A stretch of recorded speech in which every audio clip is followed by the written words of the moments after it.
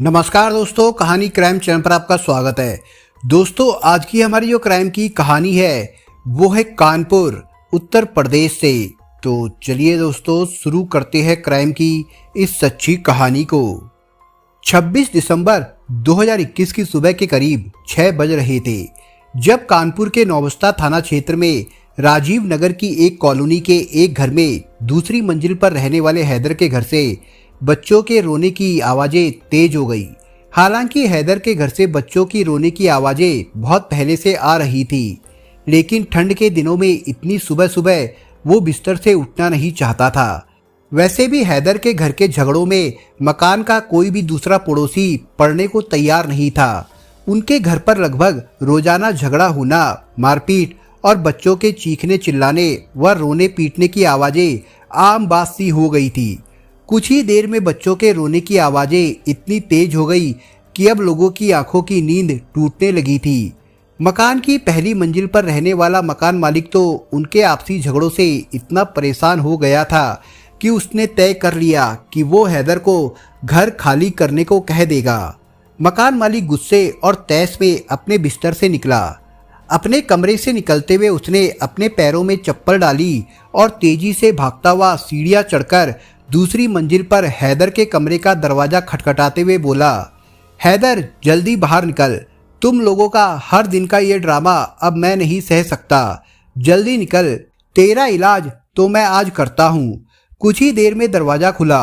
दरवाजा हैदर ने नहीं बल्कि रोते हुए हैदर की 5 साल की बेटी साइमा ने खोला था। उसे रोता देख मकान मालिक ने उसे अपनी गोद में उठा लिया और बोला, अरे रो क्यों रही है? पापा कहाँ है तेरे? सुबह से तुमने रो रो कर सबकी नींद हराम कर रखी है।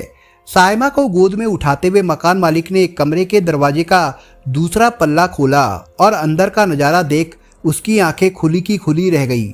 उसने देखा कि कमरे में बिखरे सामान के बीचों बीच जमीन पर हैदर की बीवी चांदनी पड़ी है। चांदनी के ठीक बगल में उनका 2 साल का बेटा हसन अपनी माँ के गालों पर हाथ लगाकर उसे उठाने की लगातार कोशिश कर रहा है, लेकिन चांदनी कोई जवाब ही नहीं दे रही है। ये देखकर मकान मालिक के ठंडे पड़े कान एकदम से गर्म हो गए। उसके हाथ पांव सुन्न पड़ गए। उसके गले से आवाज़ नहीं निकल रही थी और उसके शरीर की मानो सारी ऊर्जा खत्म सी हो गई।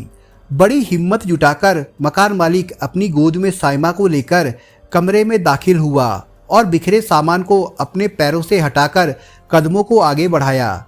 जैसे जैसे वो चांदनी की ओर आगे बढ़ता जा रहा था, वैसे वैसे उसके पैरों की हड्डियां मानो लचीली होती जा रही थी।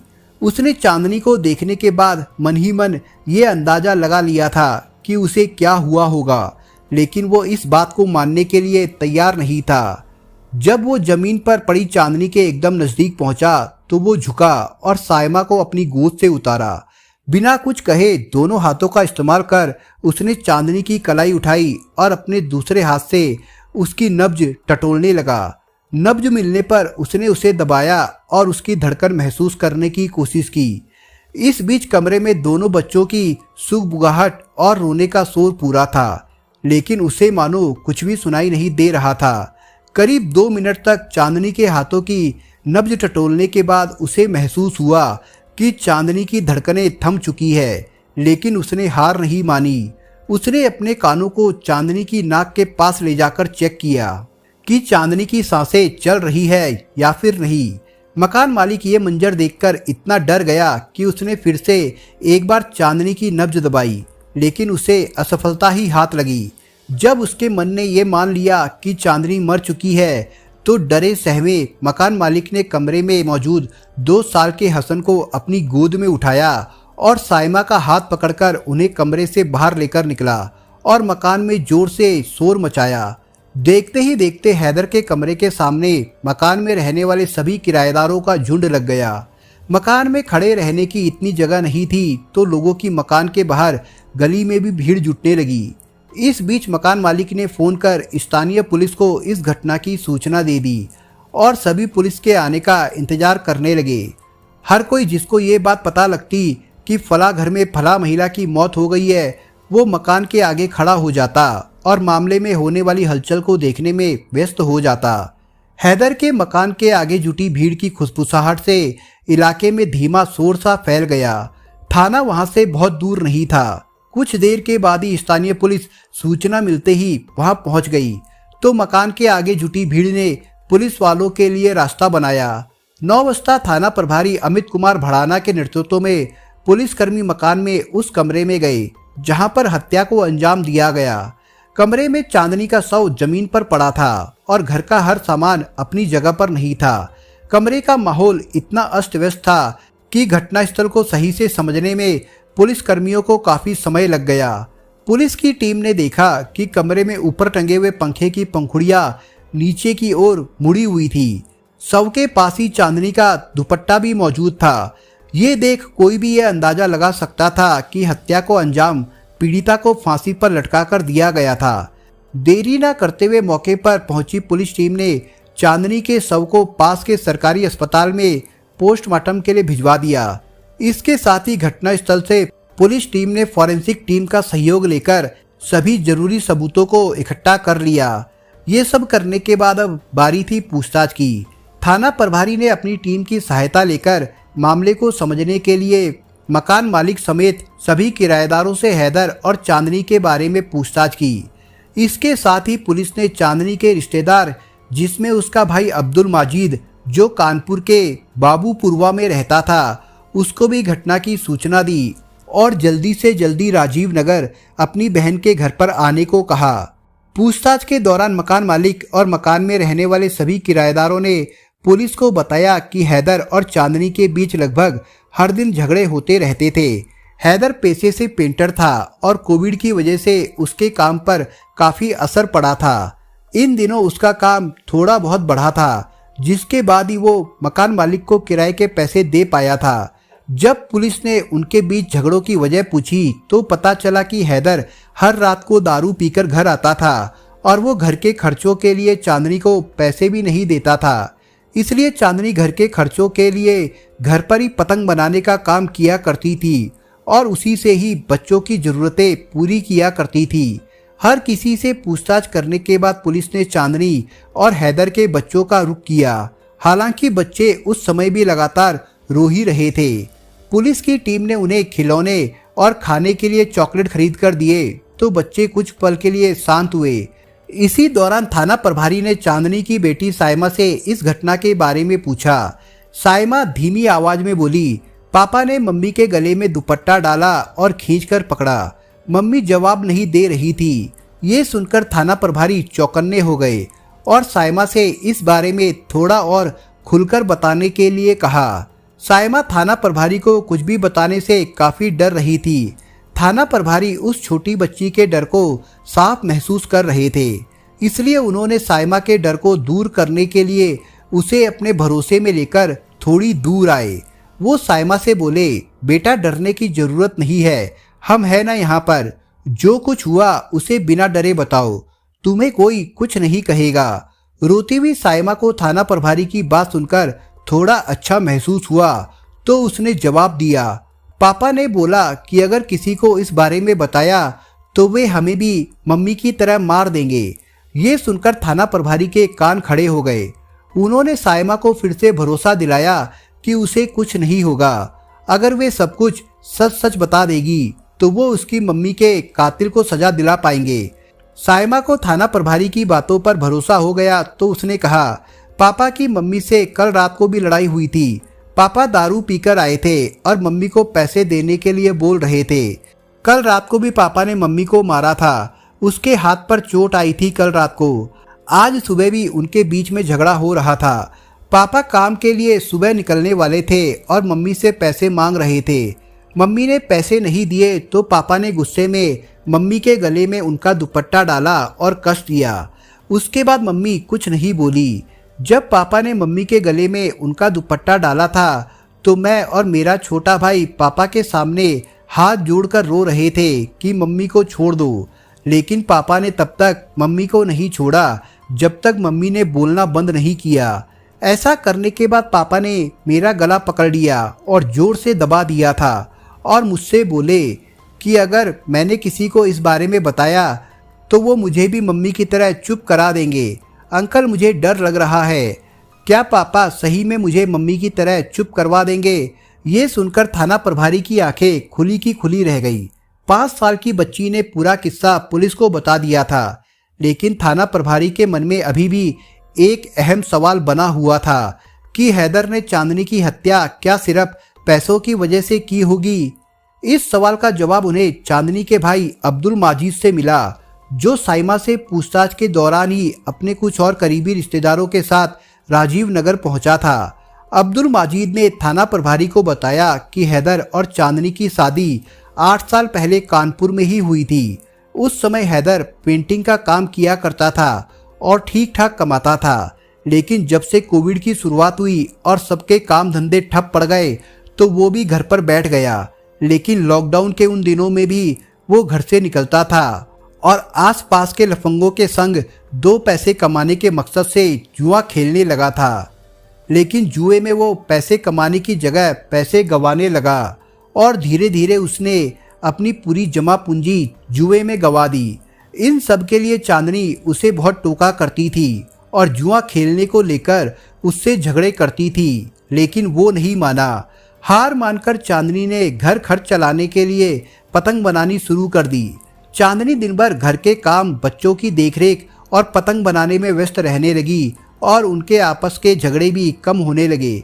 झगड़े कम होने की वजह से हैदर को सुकून तो मिला, लेकिन उसके मन में चांदनी को लेकर शक पैदा होने लगा कि कहीं उसकी बीवी गलत काम करके पैसे तो नहीं जोड़ रही है।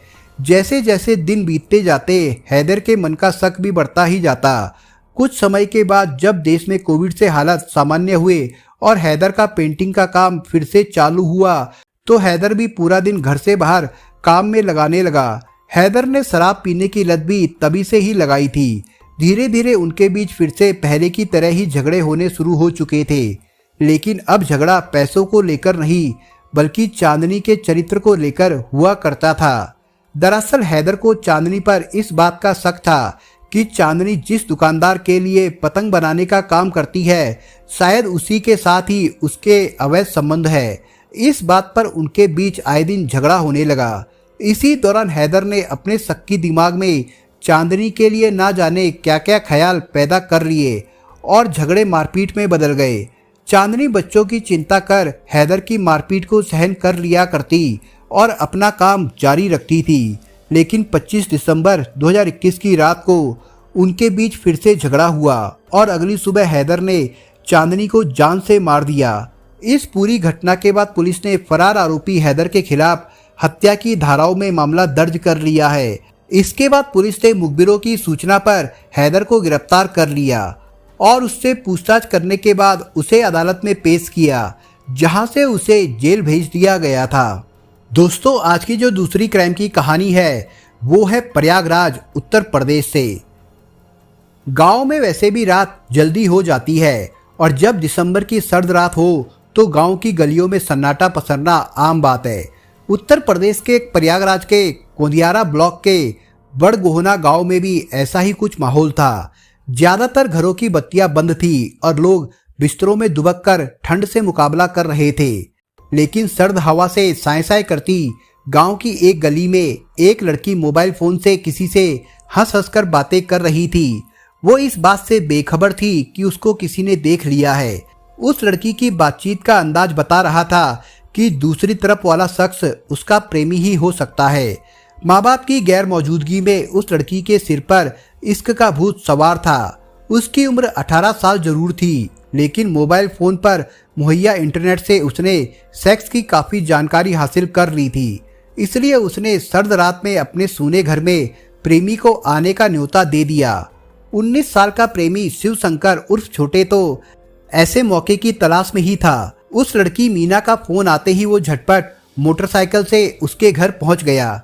कई किलोमीटर की दूरी उसने इतने कम समय में पूरी कर ली कि अपने सामने खड़े प्रेमी को देखकर भी मीना को आसानी से यकीन नहीं हुआ। मीना ने अपने छोटे भाई अमन को पहले ही किसी तरह गहरी नींद में सुला दिया था। जवानी की दहलीज पर खड़े दोनों बहुत देर तक अपने को रोक नहीं पाए। इश्क की पींगे बढ़ाते हुए वे उसमें इतना खो गए कि उनको होश ही नहीं रहा कि घर में कोई और भी है। शिव शंकर भी अपनी मासूका को सामने पाकर अपना सुध-बुध खो बैठा था। इधर बातचीत और हंसी मजाक की आवाज सुनकर 14 साल के अमन की आंख खुल गई। वो अपने घर में बहन के साथ किसी अनजान को देखकर सब कुछ जल्दी ही समझ गया।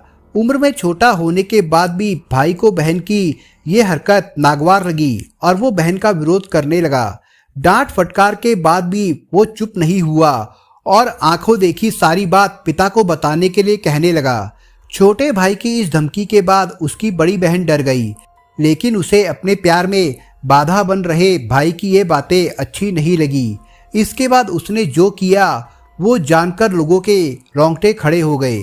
मीना ने अपने प्रेमी के साथ मिलकर पहले अपने छोटे भाई पर लोहे की एक छड़ से हमला किया और बाद में पीट पीट कर उसका कत्ल कर दिया।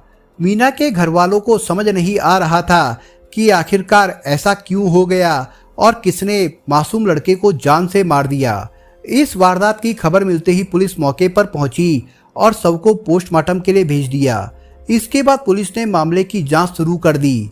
पुलिस जांच पड़ताल में जो मामला सामने आया उससे सबकी आंखें खुली की खुली रह गई। अमन के पिता गुलाब खेती करते हैं। वे अपनी पत्नी को लेकर अपनी ससुराल गए थे और रात में वहीं पर रुक गए थे। घर पर उनका 14 साल का बेटा अमन और 18 साल की बेटी मीना थी। कौंदियारा पुलिस को जब एक 14 साल के लड़के की घर के भीतर हत्या की खबर मिली तो वो भी चकरा गई। पुलिस जब गुलाब के घर पहुंची तो 14 साल के मासूम अमन का शव खून से लथपथ बिस्तर पर पड़ा था। पुलिस को भी पहले समझ नहीं आ रहा था कि एक मासूम का कत्ल क्यों और कौन करेगा, वो भी घर के भीतर, वो भी घर में केवल जब भाई बहन हो। पुलिस ने शव को कब्जे में लेकर पोस्टमार्टम के लिए भेज दिया और इसके बाद मामले की जांच शुरू कर दी। घर और गांव वालों को समझ में नहीं आ रहा था कि आखिरकार ऐसा क्या हो गया कि किसी ने नाबालिग लड़के को मार दिया। एक 14 साल के मासूम से किसी की क्या दुश्मनी हो सकती है। इससे पहले सुबह आरोपी लड़की ने सबको चीखते हुए बताया था कि अमन को किसी ने मार दिया है। वैसे पुलिस को शुरुआती जांच में ही बहन पर शक हो गया था। इसके बाद क्राइम ब्रांच ने जब लड़की का मोबाइल फोन सर्विलांस पर लेकर सीडीआर निकाली तो सारा भेद खुल गया। पुलिस की पूछताछ में लड़की घबरा गई, लेकिन उसने अपना बयान बराबर बदलकर पुलिस को गुमराह करने की कोशिश भी की। बाद में घर की तलाशी पर पुलिस को एक मोबाइल फोन मिला जिससे वो लड़की केवल अपने प्रेमी शिव शंकर उर्फ छोटू निवासी बस्तर करछाना से बात करती थी। गांव के एक बुजुर्ग ने भी पुलिस को बताया कि रात को 12 बजे के आसपास वो लड़की किसी से फोन पर बात कर रही थी। बातचीत में मशगूल मीना उस बुजुर्ग को देख नहीं सकी थी। पुलिस को रात में शिव शंकर के मोबाइल फोन की लोकेशन बड़गोहना गांव में ही मिली। वो मौके से फरार हो चुका था, लेकिन क्राइम ब्रांच की टीम ने तेजी दिखाते हुए आरोपी को गिरफ्तार कर लिया। पुलिस ने हत्या में इस्तेमाल की गई लोहे की छड़ भी हत्या आरोपियों की निशानदेही पर बरामद कर ली।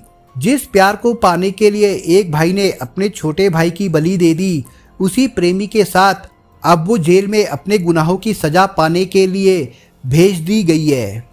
दोस्तों, इस कहानी के बारे में आपके विचार क्या है, हमें कमेंट बॉक्स में जरूर बताएं। और दोस्तों, अगर आपको हमारा काम पसंद आया हो तो वीडियो को लाइक शेयर जरूर करिए। और अगर आपने अभी तक चैनल को सब्सक्राइब नहीं किया हो तो जाने से पहले चैनल को सब्सक्राइब जरूर करिए। दोस्तों, धन्यवाद।